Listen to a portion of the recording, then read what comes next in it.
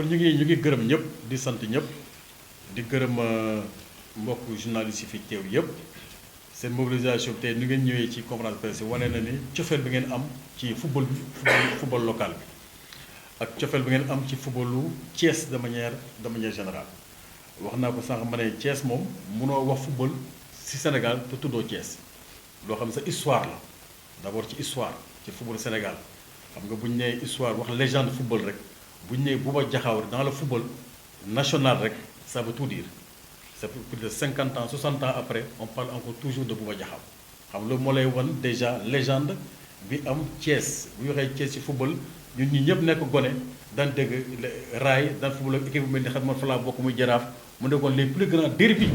au niveau du Sénégal. donc tey jii Thiès mënul ñàkk am cër mënul ñàkk am taxawaay ci football bi te nag boo xoolee li nga xam ne mooy Ligue 1 ak Ligue 2 wane na ko soo xoolee Ligue 2 bi. fukki équipe ak ñeent ñoo fa nekk si fukki équipe ak ñeent yëpp juróom-benn yëpp région de Thiès lañ nekk maanaam parce que xaaj bi xam nga xaaj boo xam ne yëpp si benn région la nekk loolu moo lay wan dynamisme bi nga xam ni club bi am nañ ko volonté bi club bi am nañ ko cofeel bi bëgg ak si football ak bëgg-bëgg bu ñu bëgg football. boo demee Ligue 1 tamit am na fa ñetti équipe yu nekk au niveau de la ligue professionnelle donc loolu moo lay wan Thiès mënul ñàkk am place ci football au niveau national. li koy wane aussi mooy suñu teewaay seen teewaay tey yéen ñi ñëpp ñu leen ci gërëm di leen ci sant lu bari di wax ni li ñu def ni conférence de presse bi gis-gis bu bees la au niveau de la ligue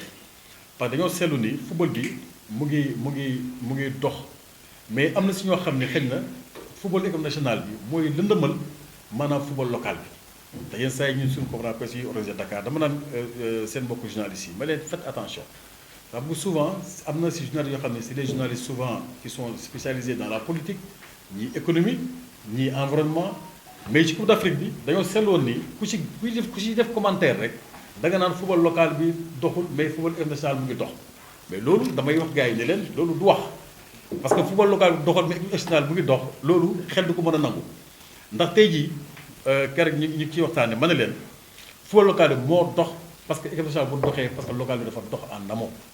ma jox leen ay firnde ma leen tey jii suñu équipe nationale bi les cadres yi fa nekk yëpp pratiquement su ma déggee ñu naan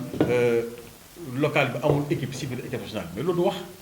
parce que soo xoolee équipe bi ñi si gën a dox ñi si gën a ràññeeku mais ñëpp fi lañ jógee soo ko def bitim réew ñoom ñëpp fi lañ jógee ñoom bitim réew ñu tudd ci Sadio Mané tudd ci Cheikhou Keita tudd ci Bamba Dieng nga xam ne y a 2 ans yéen ñëpp seetaan ngeen ko 2 ans si ginnaaw rek ne ko def meilleur du championnat 2 ans si ginnaaw xam nga loolu soriwul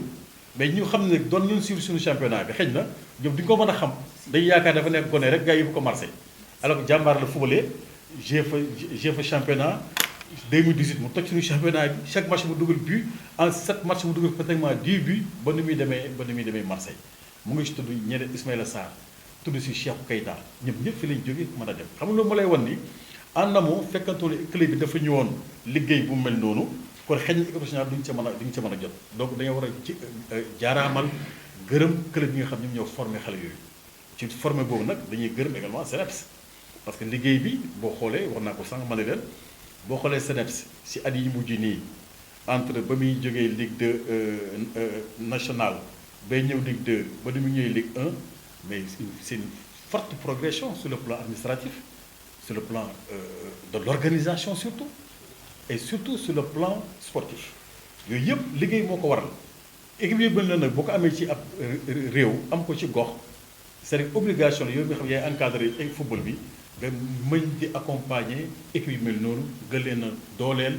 gën leen a faydaal gën leen a jox seen wàccuwaay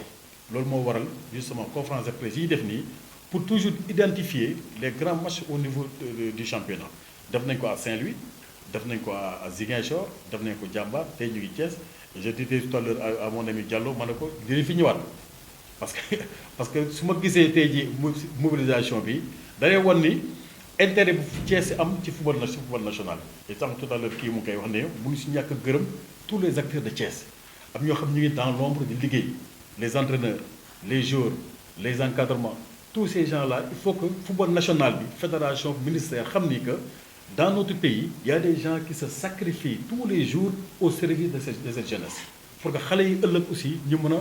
nekk ay professionnels de la même manière Jambar réussir ko, Dakar Sacré-Cœur réussir ko, Génération Foot réussir ko mën a yóbbu ay Ismaïla Sarr ay ñoom Bamba Dieng Sadio Mané que Sénégal aussi mën a def la même chose te maa ngi ko doon sànq fàllu ma ne ko Sénégal mu ngi ci yoon boobu parce que seetlu naa ni gis naa en tant qu'acteur du football si sama ginnaaw si sama gis-gis organisation bu fa nekk volonté bu fa nekk passion bu fa nekk autour de l'équipe donc ñun ligue mënuñu ñàkk a encourager ces initiatives là mënuñu ñàkk accompagner équipe yi mel noonu mënuñu ñàkk accompagner région boo xam ni football daf fi dund nit ñi bëgg ko ànd seeg passion ànd seeg discipline donc suñu wareef la sunu rôle la donc conférence de presse yi yëpp li ko mbëbët mooy joxaat gëdd joxaat visibilité suñu football national parce que nit ñi sonn nañ ci ñu ngi ciy def lu ne mais toujours rek lu may wax toujours football national bi dafay xaw a nëbb li nga xam moom la nit ñi def effort yi ñuy def ci au niveau local te foofu mënu si ñàkk gërëm entraîneurs yi ak éducateurs yi xam ne tous les jours ils se battent matin midi soir souvent dans le bénévolat dans la volonté dans la passion pour accompagner cette jeunesse sportive nga xam ni jël nañ football def ko comme seen yaakaar parce que football quand même loo ci mënta dégg aussi c'est devenu une industrie donc boo leen encadré accompagner leen lu ñu jar a gërëm lañ jar a sant lañ ba pare ligue bi aussi am ci responsabilité mooy comité yi lu ñu def ñëw ànd ak ñoom gunge leen wan leen que yéen kese nekku leen fii ligue bi seen ginnaaw la war a nekk fédération aussi ñëw topp suñu ginnaaw ñun accompagner ñun ñëpp boot ñu mën a ñoŋal gën a développer notre football national. loolu vraiment moom mooy mbëbëtu waxtaan bi di leen gërëm di leen sant gërëm aussi waa CNEPS Diallo ñu ngi leen gërëm bu baax ci organisation bi ci vraiment ci